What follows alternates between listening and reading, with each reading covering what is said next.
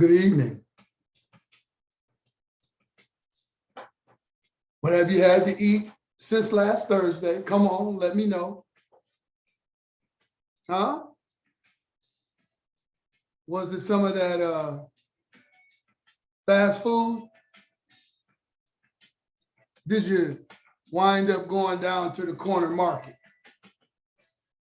Maybe pulling up in a drive-through service? I'm just saying, when it comes down to having something that you need, I think you can find it right here. What am I talking about? Soul food, y'all. That kind of food that sticks to your soul.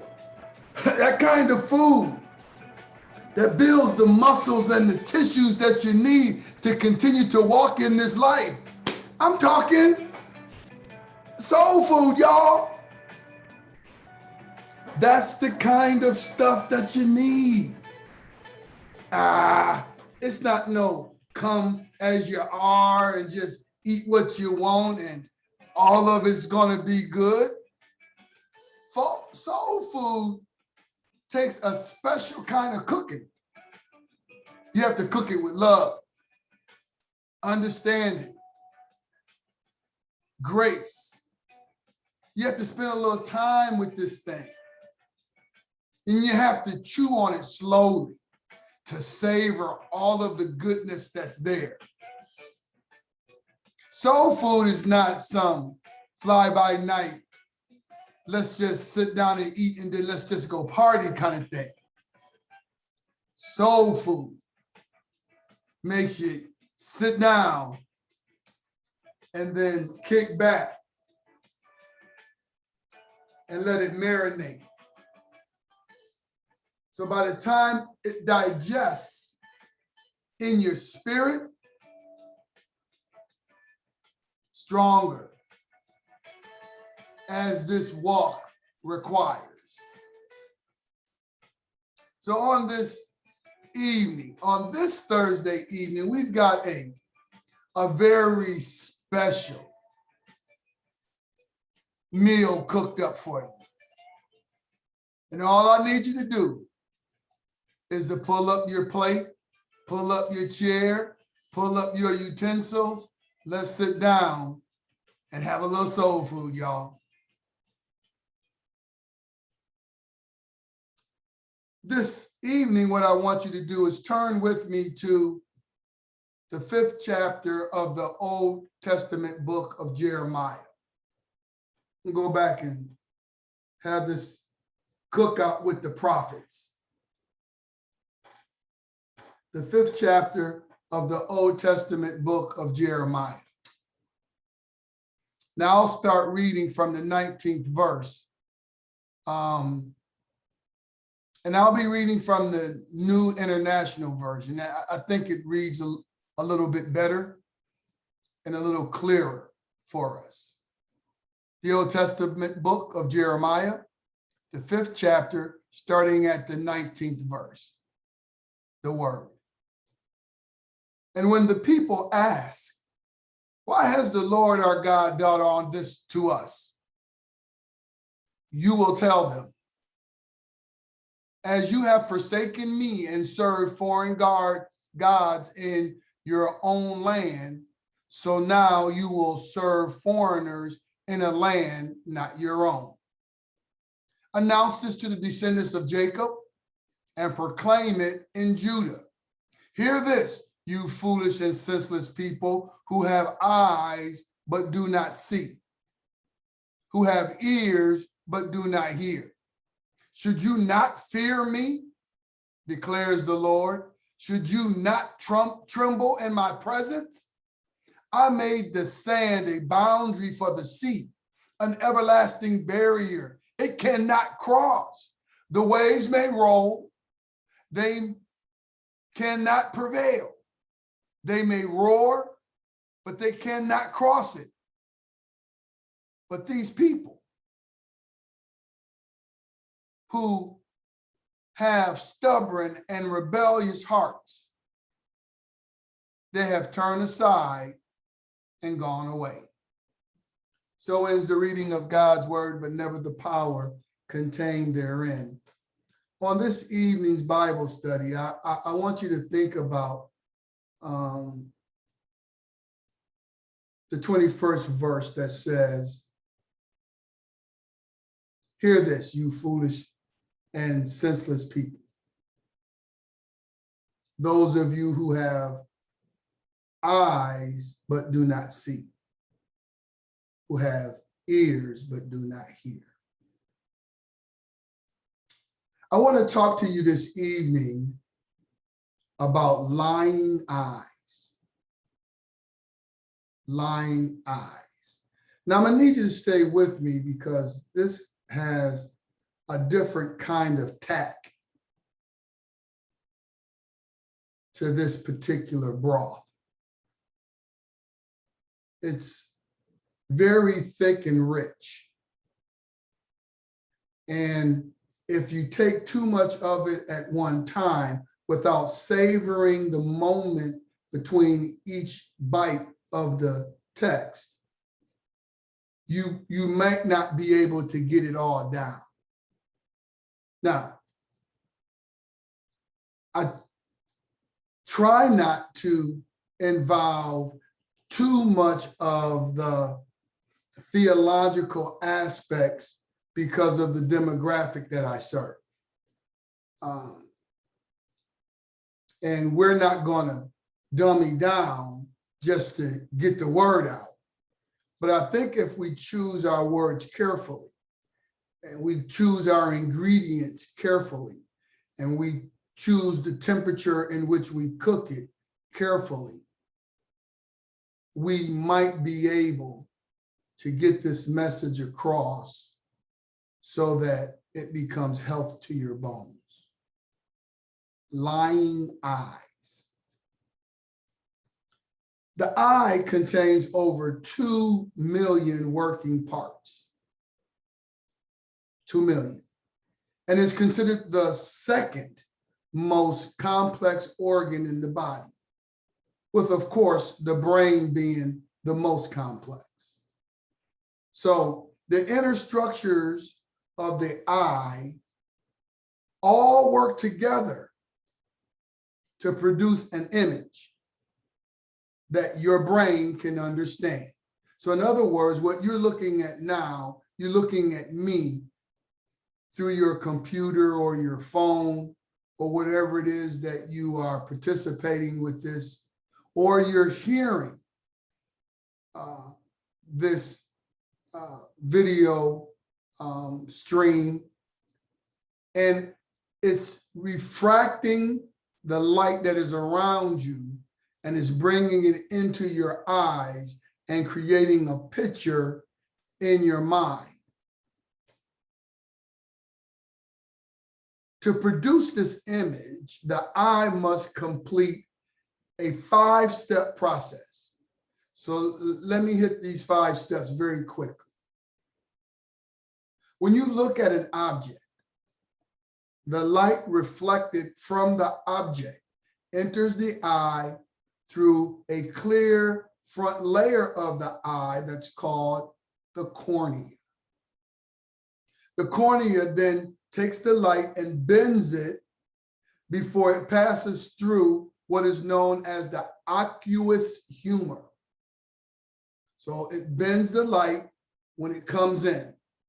Step 2, the light then must travel through the black part of your eye called the iris, called the pupil, and that's within your iris. Now your iris is that part of the eye that gives your eye color and appearance. So you got, brown eyes, blue eyes, gray eyes, and Sophia Loren had purple eyes.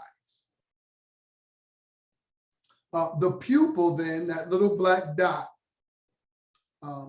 opens and closes depending on the amount of light that comes into it, because it's trying to focus the light rays. Step 3, the light that passes through the pupil goes to the lens and it shapes and bends the lens a second time to ensure that you have a clear image of what you're looking at. Now, this is important. A clear image of what you're looking at. The reflecting light is bent twice as it moves from the cornea through the lens and from the lens to the retina. Now, this double bending then takes the image that you see and flips it upside down before it hits the back of the brain. Step 4. The light then passes through the lens to the back of the eye until it reaches the retina. The light focuses through the retina, which contains nerves called photoreceptors. Photoreceptors are made up of rods and cones and are responsible for transforming the light rays into electrical impulses. As the light is focused through the retina, most of the light entering the eye is focused onto the macula. And here's the final step.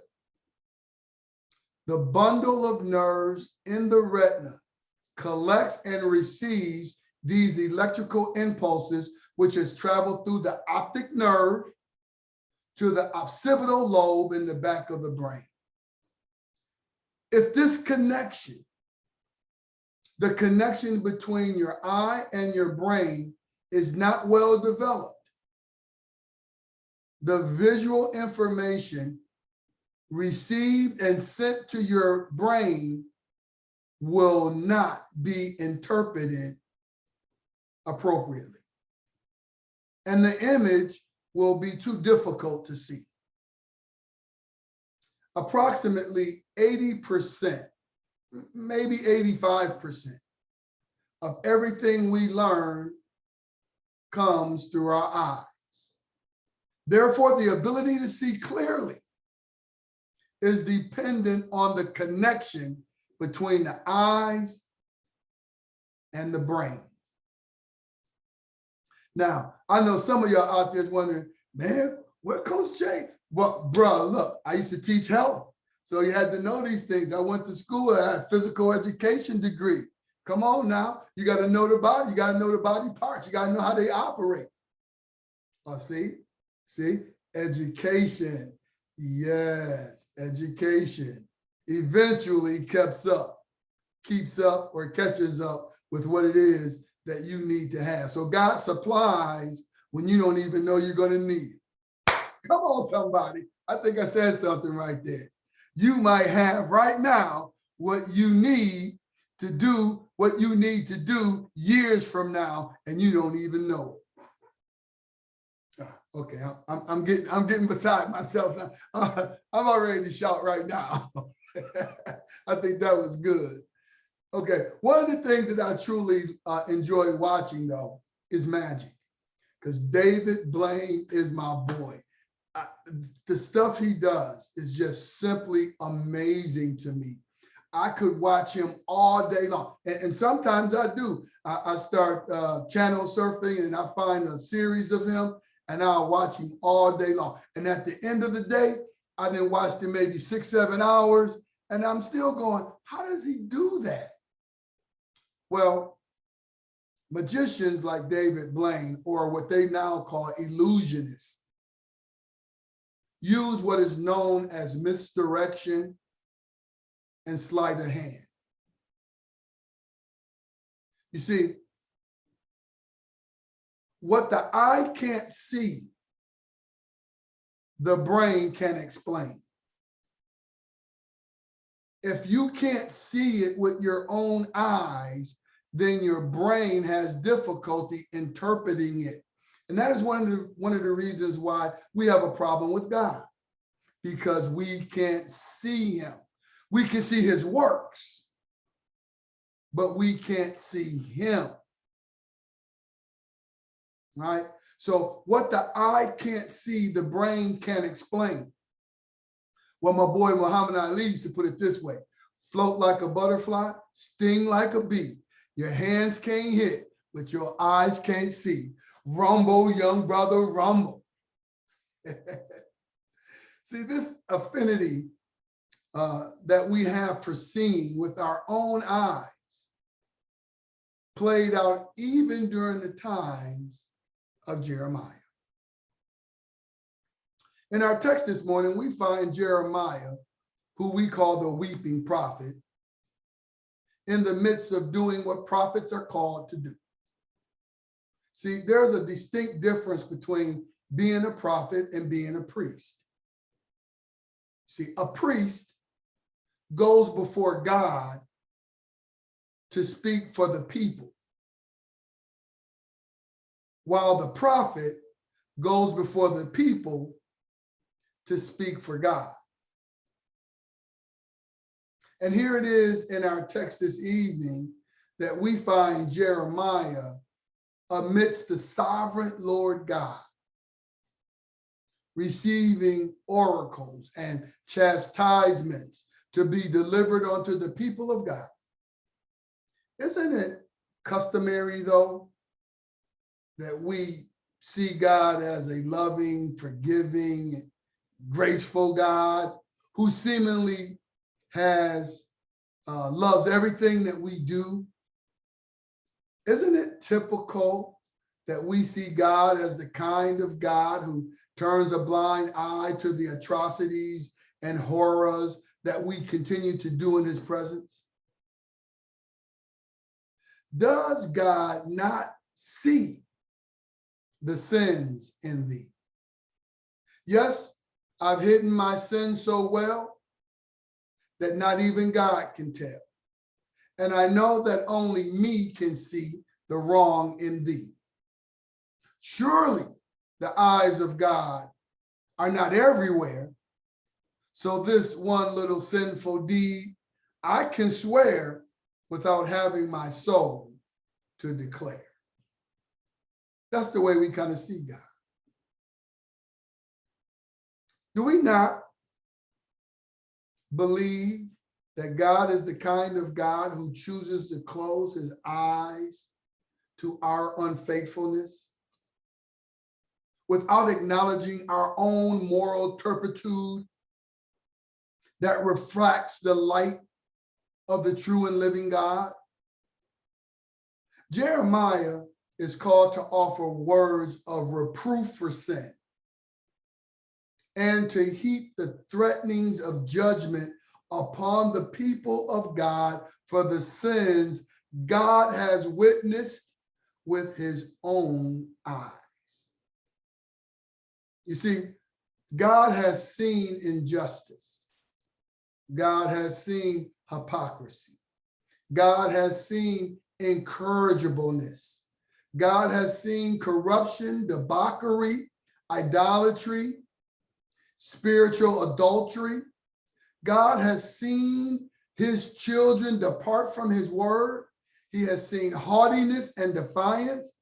And at the bottom of it all, he has seen no fear or reverence of him.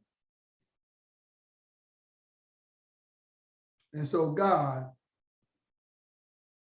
calls for his prophet Jeremiah to come to him and receive this word that God wants Jeremiah to take to his children because they have been cutting up down there. Kind of like we're doing now.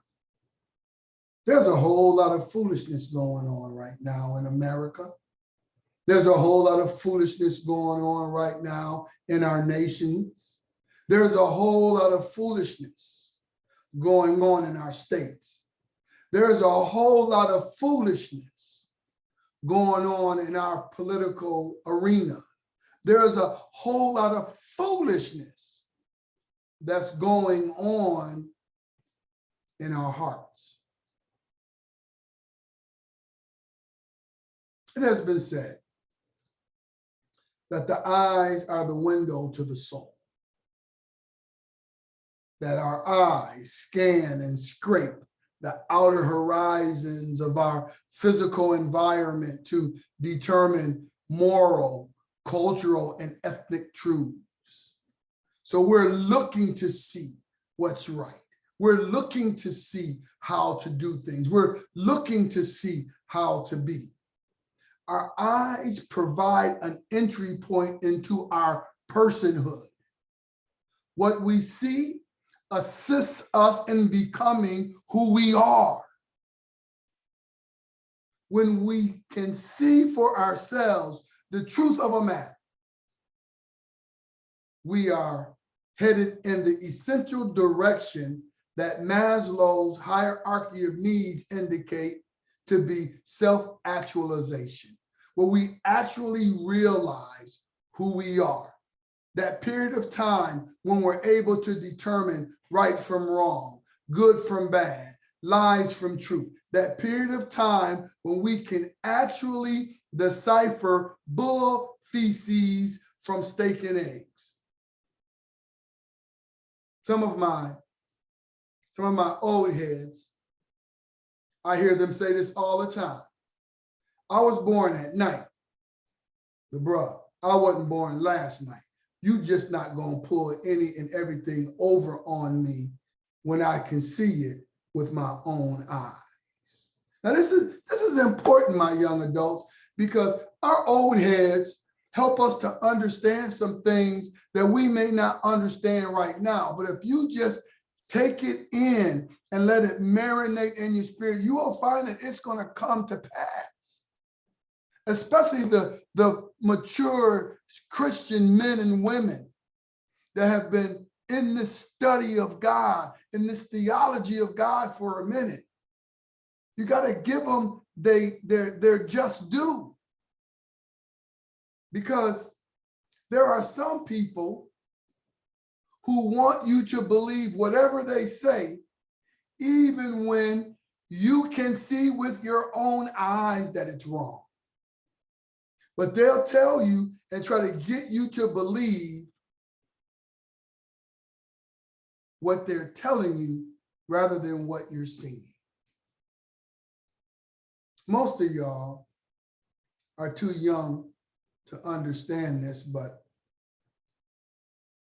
on March 3rd, 1991, a young man was stopped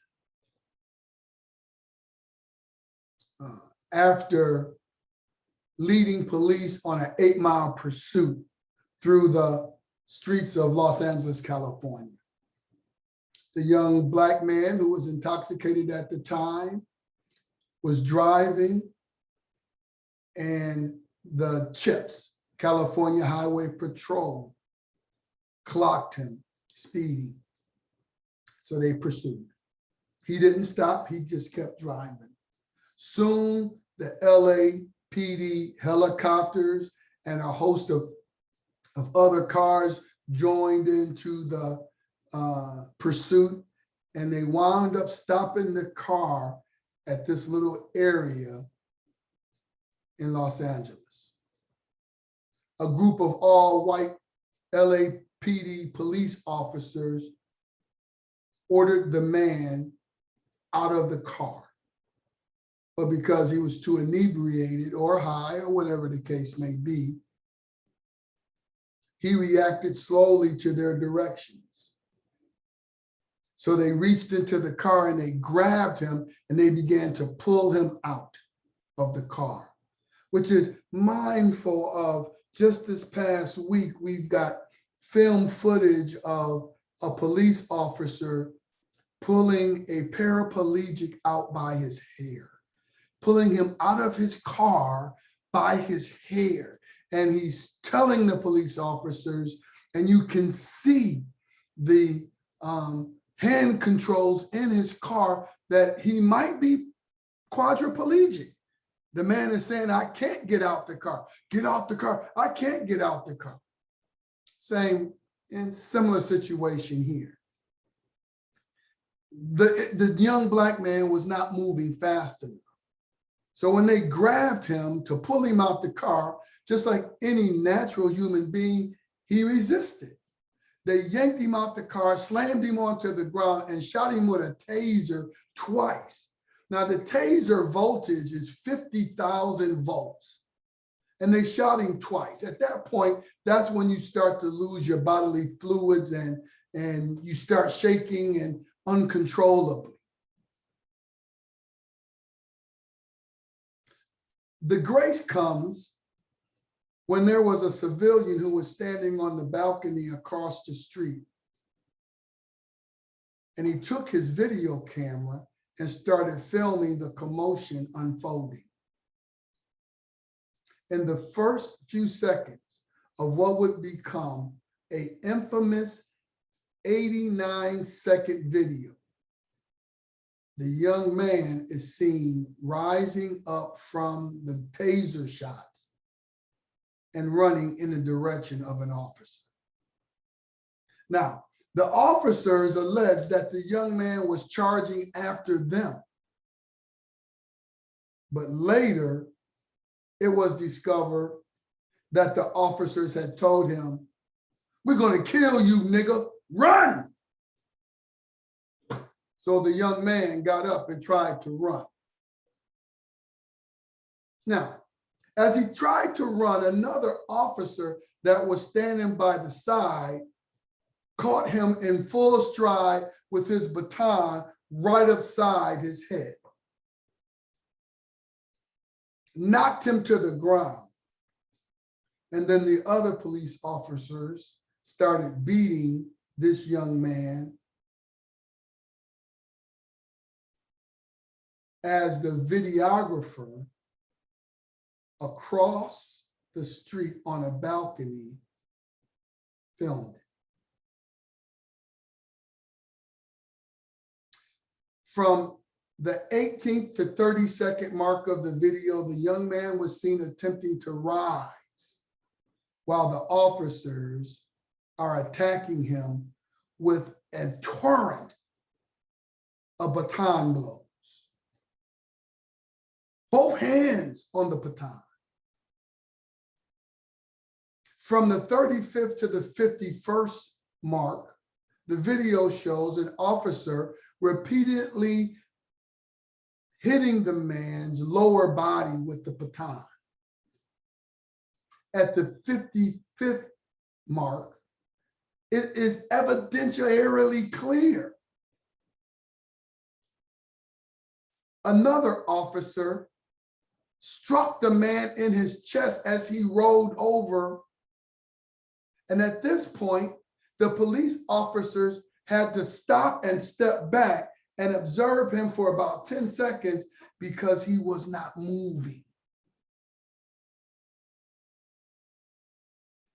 Once they saw that he was still alive, within the 65th second of the video, you could see another officer stepping on him, stepping on his back, stepping on his neck, as the young man's body quivered and shook beneath the officer's boot against his back.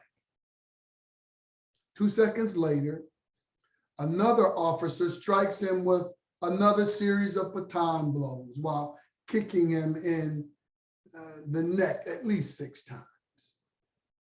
It was said that the officers referred to the beating like the movie Gorillas in the Midst. At the 89th second of the video, the young man finally places his hands behind his back instead of using them to protect himself from the onslaught of the baton blows. He was handcuffed. But the officers never made any attempt to stop beating or kicking him. An ambulance arrived, and the young man was taken to the hospital. And it was found that he was hit over 56 times with the baton, that he was kicked, that he was stepped on, that he received a broken leg and multiple facial fractures and numerous bruises and contusions. Unaware that this brutal arrest was videotaped, the officers downplayed the level of violence used to arrest the young man and filed an official report in which they claimed that he suffered cuts and bruises of a minor nature.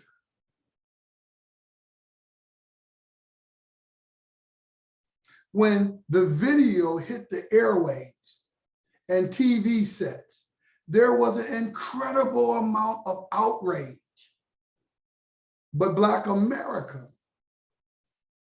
was told to rest assured that the investigation would bring justice. We saw this on our own TV screens. They played it day and night. Well, on April 29th, 1992, 13 months later, a 12-person jury issued a verdict. Not guilty on all counts, except for one assault charge against one of the officers, but that ended in a hung jury. So we just witnessed and saw 12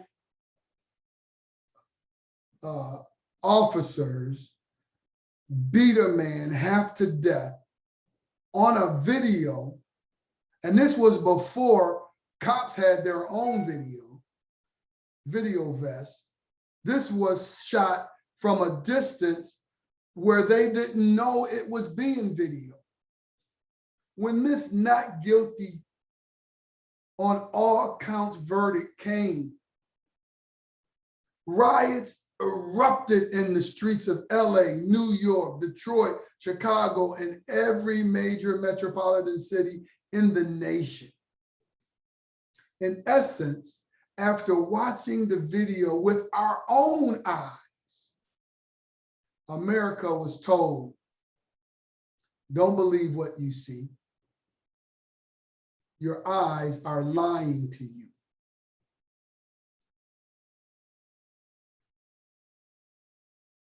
Now, we've seen this play out time and time again, from Eric Gardner to George Floyd, just to name a few. These are examples of what I call lying eyes. So what are lying eyes? Lying eyes is the work of the evil one. Lying eyes happens when the truth that can be seen, that can set you free, is twisted and distorted. The purpose of lying eyes is to make you believe that what you're witnessing is not actually true, so that the people who possess empty souls, those whose hearts are hardened or those whose minds are muddled, can receive the things of this world unfettered by responsibility. If I can get you to believe that what you saw with your own eyes on January 6th and tell you that it was a love fest, or if I can get you to believe that the 2020 presidential election was rigged, then I can get you to believe anything.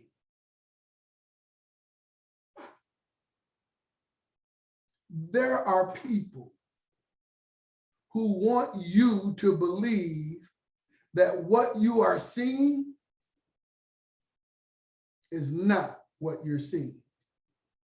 The simple reason why they want you not to believe your own eyes is so you might become like them, having eyes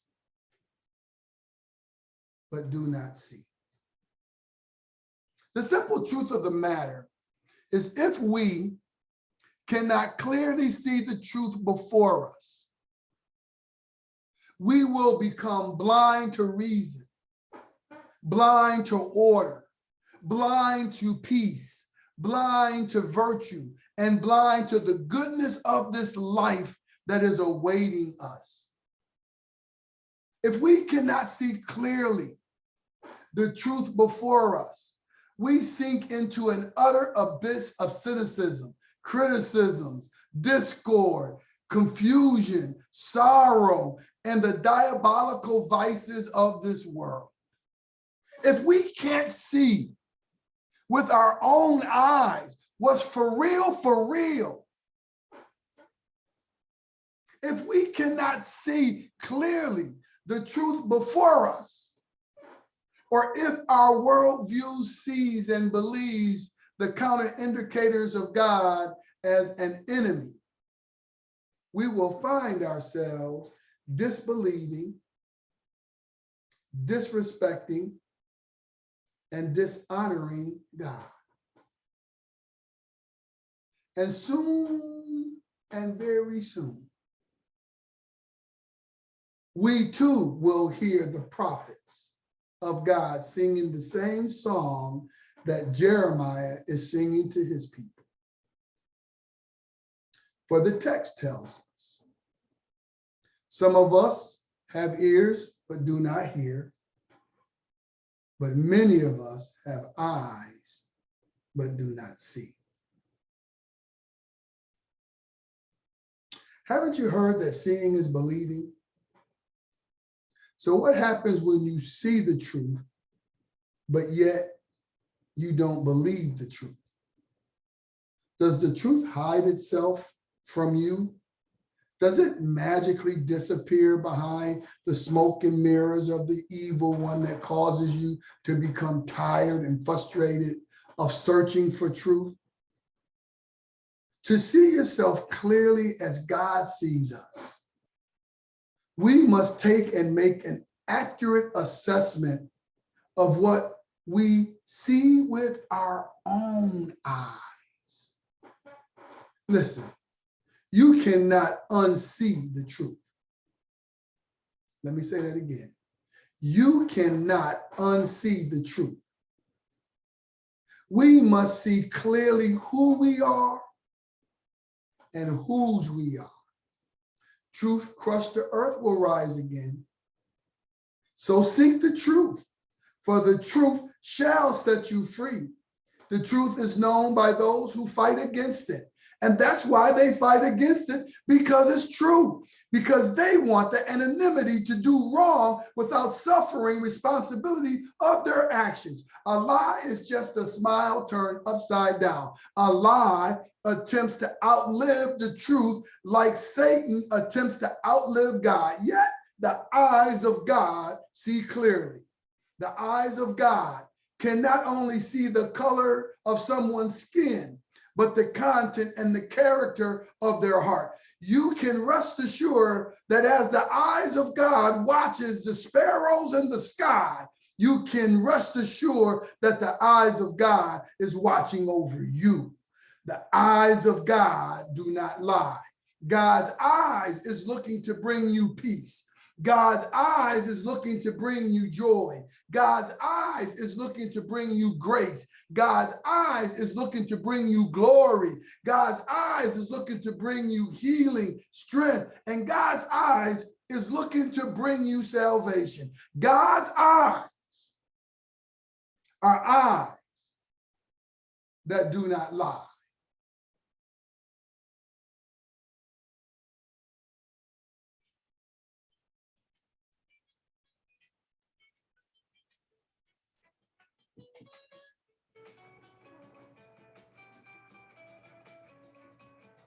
This has been a thick piece of meat.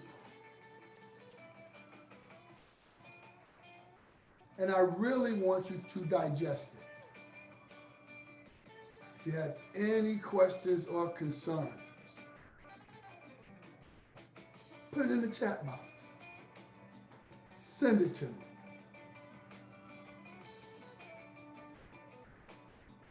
And let's chew on this a little longer.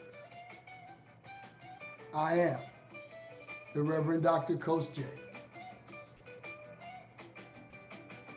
And you've just had a little soul food, y'all. God bless you. May heaven shine upon you. And I hope to see you next Thursday. I am the Reverend Dr. Coach J. God bless you, and may heaven shine upon you.